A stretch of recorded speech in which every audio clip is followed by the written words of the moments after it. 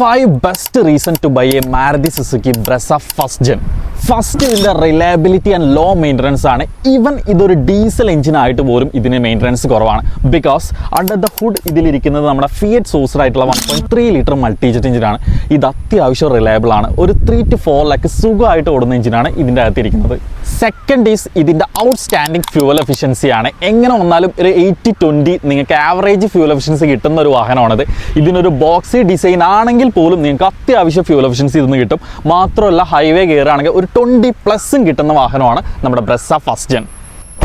Third ഇതിൻ്റെ സേഫ്റ്റിയാണ്. അന്ന് മാരുതി സുസുക്കി ലൈനപ്പിൽ ഇറങ്ങിയിട്ടുള്ള one of the best safest കാറാണ് നമ്മുടെ Maruti Suzuki first gen Brezza.